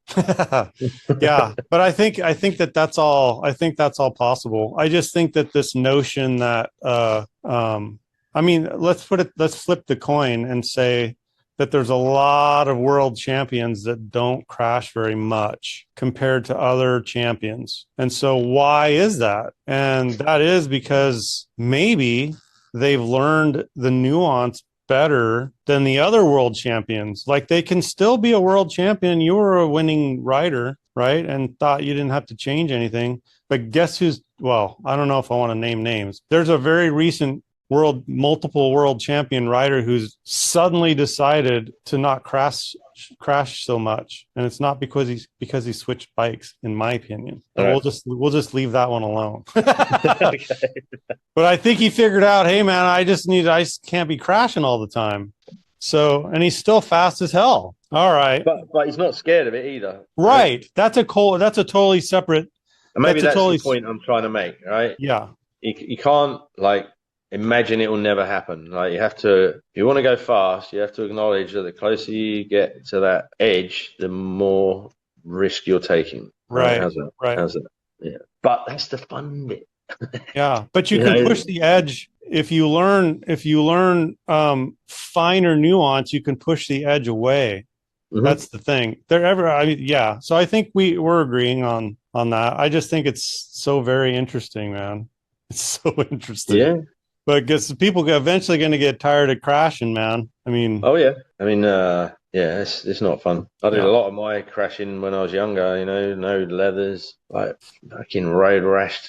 I mean, you see me hobbling around these days. Like, a lot of that is an accumulation of minor injuries. Yeah, that slowly wear you down. You know, it's amazing how much you guys ride, man. We didn't really hit that nail on the head here, but like over 100 schools a day. Or a year? It's about 85 school days, of which I think like James, myself, some of the other full-time guys will ride 60 or 70 of those days, something like that. But that's without, if you go to Australia and you do another 10, 15 days in the off season, maybe we'll do a couple of other international schools, India in January. So yeah, you should get 100 days. I've probably had years where I've done 100 days. Do 200 miles a day, give or take. That's unreal, man. I don't even know how you guys physically do that. Well, you're just lazy. That's where the efficient riding style comes from, right? That's part of it. Told. I mean, climbing all over the bike when you're riding around at 40%, it just doesn't work out when you've got to be on track all day. We ride 2 or 3 times as much as the students that are there. No doubt. We're out on track the whole time. So, I'm not going to wear myself out. But you learn how to be efficient real quick. Yeah, and that helps put the focus back on the line, for sure, everyone thinks body position's the secret to using less lean angle. It's line, mate. Line is the biggest saver or creator of lean angle, depending on how you do go about it. You can, have a rider doing 40 mile an hour through a turn where I'm sitting in the middle of the bike with about 15 degrees of lean angle online, and they're dragging their elbow with like 45 degrees of lean angle offline, and I still can't get on the gas. I've got to wait for him to come back. I mean, there's your demonstration right there of how impactful the line you choose is on how much lean angle you need for the speed you're carrying. So interesting. I wish we could get more specific, but it's very difficult to do that in this setting. But yeah, I guess the message is the line. That's what it is. The line is very, very, very important. Mm-hmm. Like, find a way to figure that out first, and your life will be easier. Everything else will be easier. You match all your controls to that, to be able to create that line. Yeah. You're steering. All right. Okay. So you know how to steer a bike, but you got to steer it in the right place to get the right line. Yeah. You got to steer it the right amount to get the right line. You got to stay off the gas the right amount of time, open the gas at the right time, the right amount to maintain your line. And I guess maybe let's clarify this. It's possible to, let me formulate this question correctly. In any given corner, it's possible to have more lean angle than is needed. Yep. How does that happen? Bad line, throttle errors. Okay. That's a big one. So if you open the gas too early, right, then the bike is not pointed in the direction you want to go. It's pointed outside of that. Essentially, it's going to send you wide. Because you got on the gas too early. Yeah.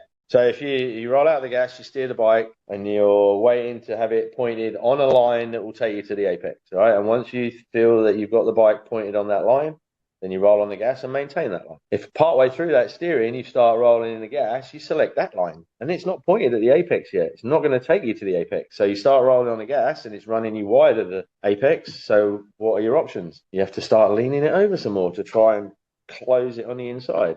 But you've got the gas on, and the gas is still pushing you over there, so you have to lean it over some more. So we talk at the school about adding throttle and lean at the same time. That comes about. Usually the precursor to that is too slow an entry speed, which leads guys to try and get the speed back, and they think about the speed before they think about the line. They're not able to be patient enough to get it online before they open the gas. They go, I'm going too slow, open the gas, starts to run them wide, lean it over a bunch more. Now you've got 10 degrees more lean angle than you need for the speed you're carrying. And you still have to shut the gas in the exit. Yeah. That's good. Or you just come in, you could low. Is it possible to just low line too low or too early? Yeah. Yeah. And then you make this big lobe out of it. Can't wait long enough before you open the gas. So it's always going to push you wide if you're early apex, unless you hug the inside until you actually get to the point where you can drive out of the corner again. If you go too early, you leave the apex too soon, start pushing you towards the outside. So maybe you can't roll it on quite as hard as the guy who waited a little bit longer. Maybe you roll it on as hard, but then you have to roll it back off. Yeah. Either way, the other guy's gone. He waited half a second longer and then disappeared. Yeah. So I think we're painting a pretty good picture of how important the line is and how all of these rider inputs actually are simpler, right? If you only have to do them one time, it simplifies your day, and it just really boils down to the line. Figuring out what a good line is as a priority. Yeah. I mean that's the direction we'll push most of our guys in. Is like level 1, we cover turn points, we cover the 2-step. We talk about line a fair amount through that. I mean, the turn points is the second drill. That's where a good line is introduced in the program. Throttle control comes prior to that, and it's important to understand that too. But ultimately, you then match that to your line. If you've got good throttle control, that means you're able to put the bike online and maintain the line. It's good stuff, man. I hope so. All right. Well, can we reserve the right to have you back? Mm-hmm. All right, because I'm gonna take that. I'm gonna reserve that. There's just so much to talk about, man. But at least we kind of broke through a few things tonight, and I think gave some good nuggets, and we got to learn about your background. Woohoo! That's good stuff. Yeah. So thanks again for, we'll let you get to the rest of your day, but thanks very much for taking the time. Well, thanks to you, Rick, as well. This was fun. Yeah. And that's what we want to get out there is, it's good information from a very experienced professional rider and coach, man. That's pretty badass. I appreciate everything you've done for me as a rider, and your directness. Like you said, you're a very direct coach. I think it's good. I remember you asking me about how I felt about my steering, how my steering accuracy once. And I just thought that was an interesting. Why are you laughing? Well, the regular level fours, they kind of get to understand what we're aiming at by the questions that we ask. So I thought that was a totally fair question, but unusual. Yeah. Right. Well, sometimes we go fishing, right? Like, I'm not going to start telling you that you're inaccurate if you feel like you're accurate. I want to get are you happy with this? Because, it could go either way. I go, all right, if that's all you want, then we'll leave it alone. But like, if you're not happy with it, then we'll fix it. Well, I loved that question. And then I went out and tried to pay attention if I am as accurate as I think I am. Right. And then I worked on it. And then we had a race, I think, maybe the next day or 2 days later or something like that. And here's the funny thing that I thought about after is, all through warm-ups and qualifying and all that stuff, man, I'm just fucking nailing. You know what I'm talking about?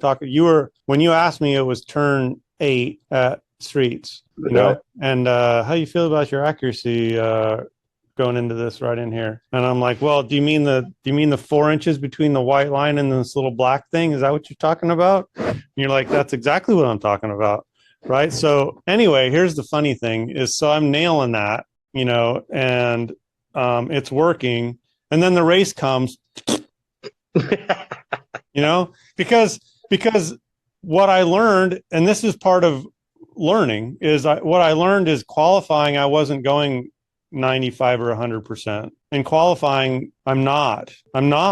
And so when in qualifying, I think I pushed myself to get what I needed to get. And so then the race comes, and your Brazilian dude, is putting up a fight. Do you know who I'm talking about? This was a couple of years ago, wasn't it? Yeah. Was that? He went into that bowl like way high and then came down. Was he on R6? No, was that him? Maybe. Yeah, he was kind of a new rider. He was another like intuitive Banzai. He was He was a out of control on every corner rider, but he was really fast. Yeah.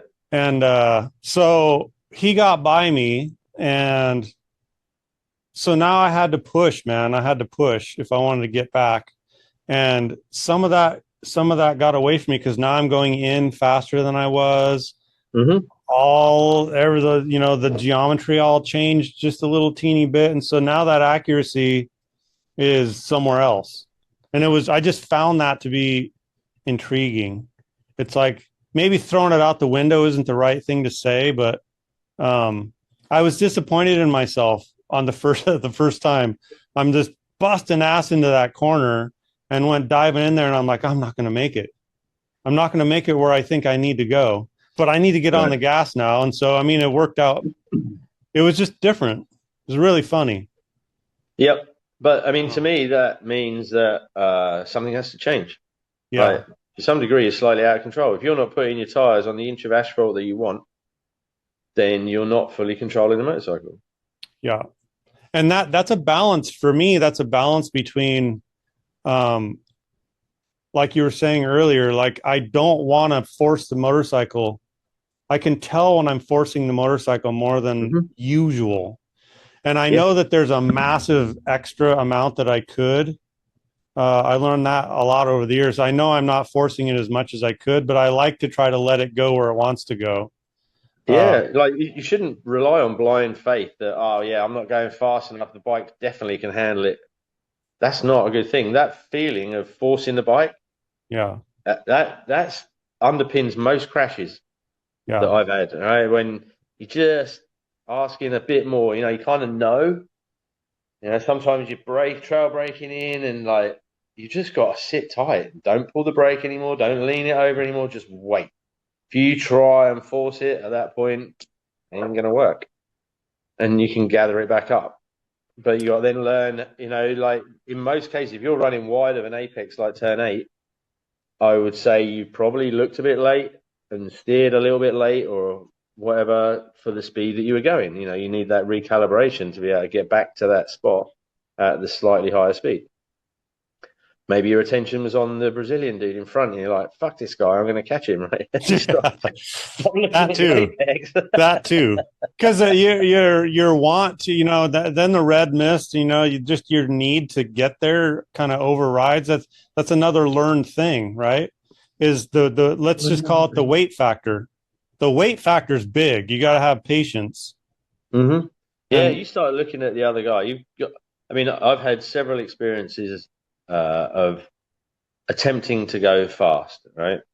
Yeah. Where, you know, I've actually, like, since I've been racing, I've done a little bit of endurance racing and stuff like that, but not much racing. But opportunities to go out and challenge myself, right? Yeah. And the most successful action that I've come up with to get the best lap time, once I've got a bike that I like and it's doing what I want, is to hit my marks. Right? They talk about this in MotoGP all the time, but to be online, like, as soon as you try and go in a bit faster than you have been, and then you run a bit wide, you feel busy, right? You feel like you're going fast.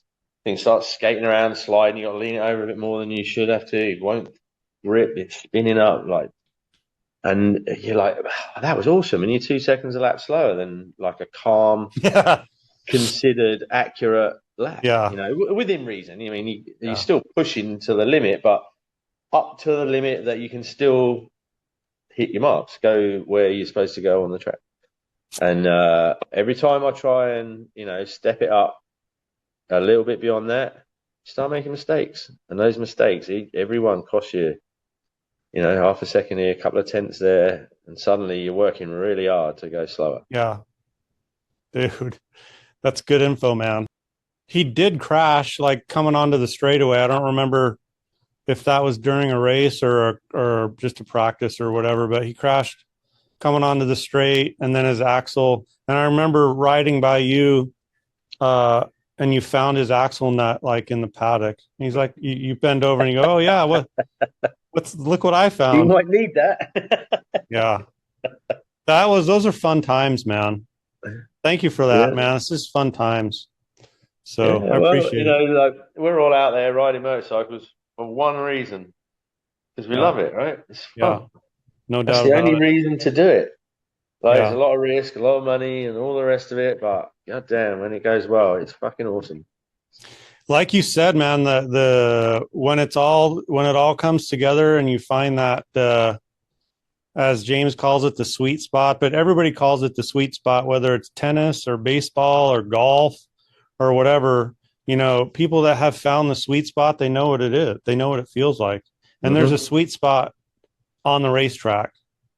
There is, man. And that's what keeps me coming back, is basically when you're busting ass and, you know, I'm reaching my goals and it felt kind of effortless. To me, that's just beautiful. It just feels good, man.